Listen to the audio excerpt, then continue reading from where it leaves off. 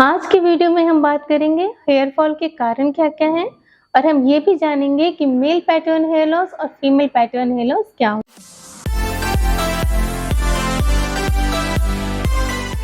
है।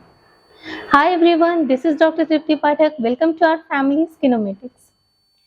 चलिए जानते हैं हेयर फॉल के कारण क्या है, क्योंकि अगर हम ये जान जाएं तो हेयर फॉल को इफेक्टिवली कंट्रोल किया जा सकता है। हेयर फॉल का सबसे मेन कॉज है हार्मोनल हेयर फॉल, जो कि टेस्टोस्टेरोन जो एक मेल हार्मोन है उसके कारण होता है। टेस्टोस्टेरोन कन्वर्ट हो जाता है डाईहाइड्रोटेस्टोस्टेरोन में। ये मॉर्टल होता है हेयर फॉलिकल्स के लिए और बहुत सीवियरली हेयर फॉलिकल्स को डैमेज करता है। तो फीमेल्स में क्यों पाया जाता है हार्मोनल हेयर फॉल? क्योंकि फीमेल्स में भी टेस्टोस्टेरोन थोड़े बहुत अमाउंट में सिंथेसाइज होता है। हार्मोनल हेयर फॉल दो तरह के होते हैं, मेल पैटर्न हेयर लॉस और female pattern hair loss. Female pattern hair loss में डिफ्यूज हेयर लॉस होता है, मतलब चारों तरफ से बाल झड़ते हैं और छोटी पतली हो जाती है। Male pattern hair loss temporal hair loss होता है, मतलब साइड से बाल जाते हैं और आगे के एरिया, फ्रंटल एरिया से भी बाल उड़ने लगते हैं। फीमेल पैटर्न हेयर लॉस में अगर डिफ्यूज हेयर लॉस नहीं हो तो फिर ये सेंट्रल हेयर लॉस होता है और क्राउन एरिया से बाल झड़ते हैं और जो मांग है, पार्टीशन एरिया है, वो ब्रॉड होने लगता है, चौड़ा होने लगता है। अब इसके लिए हम लोग डाईहाइड्रोटेस्टोस्टेरोन मतलब डीएसटी ब्लॉक कर देते हैं, जो कि टेस्टोस्टेरोन को डीएसटी में कन्वर्ट होने से रोकता है और ये बहुत ही इफेक्टिव होता है हार्मोनल हेयर फॉल को कंट्रोल करने में। अब दूसरा हेयर लॉस का कॉज है टेलोजन एफ्लूवियम। ये क्यों होता है? किसी भी स्ट्रेसफुल कंडीशन के 2 से 3 महीने के बाद बहुत ज़्यादा अमाउंट में बाल झड़ते हैं। आपको पिलो पे या कंघी करते समय, वॉशरूम में, चलते समय हर जगह बहुत ज़्यादा हेयर फॉल दिखाई देगा। तो ये स्ट्रेसफुल कंडीशन से मेरा मतलब था सर्जरी के बाद, या फिर अगर आपको डेंगू हो गया है, टाइफॉइड हो गया है, या कोई भी बीमारी जो जैसे कि कोविड ही था, अगर कोविड के भी बाद 2 से 3 महीने के बाद काफ़ी पेशेंट्स आए कि उनको बहुत ज़्यादा हेयर फॉल हो रहा है। अगर कोई बहुत ज़्यादा डाइटिंग कर रहा हो तो न्यूट्रिशनल डेफिशिएंसी हो जाती है, उसके कारण भी जो हेयर फॉल होता है उसको भी टेलोजन एफ्लूवियम ही बोलते हैं। और प्रेगनेंसी के भी 2 से 3 महीने के बाद ये हेयर फॉल होता है। इसके लिए न्यूट्रिशनल बैलेंस रखना बहुत ज़रूरी है।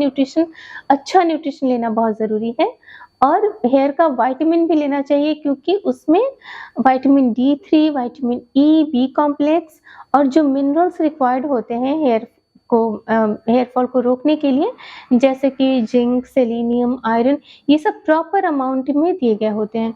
तो हेयर का विटामिन भी लेना चाहिए। और तीसरा कारण है हेयर लॉस का, अगर कोई डिजीज़ हो गया हो, जैसे कि पीसीओडी बहुत हद तक वेट कंट्रोल करने के बाद हेयर फॉल कम हो जाता है पीसीओडी में। अगर हाइपरथायरॉयडिज्म है या हाइपोथायरॉयडिज्म है या फिर ल्यूपस है या लाइकन प्लेनस है। लाइकन प्लेनस एक स्कैरिंग डिसऑर्डर है जिसमें कि स्कैर्स होने लगते हैं और परमानेंट हेयर लॉस होता है, तो इसको बहुत जल्दी डॉक्टर डर्मेटोलॉजिस्ट से दिखा लेना चाहिए। और अगर एलोपेशिया एरियाटा है जिसमें कि पैचेस में हेयर लॉस होते हैं, हेयर फॉलिकल्स को हमारा जो इम्यून सेल्स है वो मिस्टेकनली हेयर फॉलिकल्स को ही डैमेज करने लगता है एलोपेशिया एरियाटा में, और पैच में हेयर लॉस होते हैं। तो हमारे फोरहेड में बहुत सारे पैचेस अपीयर हो जाते हैं। तो इसको भी कंट्रोल किया जा सकता है बहुत इफेक्टिवली, और अगर टाइमली ट्रीट किया जाए तो इन सारे डिसऑर्डर्स को बहुत ही अच्छे से 70 to 80% बाल रिकवर किए जा सकते हैं।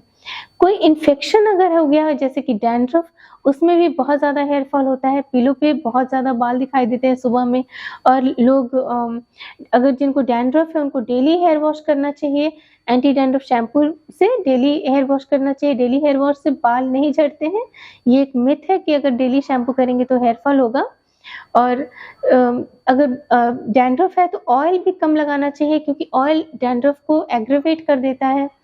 और अगर आपको कोई मेडिसिन ले रहे हैं जैसे कि एंटी प्लेटलेट्स, ब्लड थिनर ले रहे हैं, या हाई ब्लड प्रेशर की दवा ले रहे हैं, मेटोप्रोलॉल, या अगर आप विटामिन ए भी बहुत ज़्यादा दिन तक खाने से भी हेयर फॉल होता है।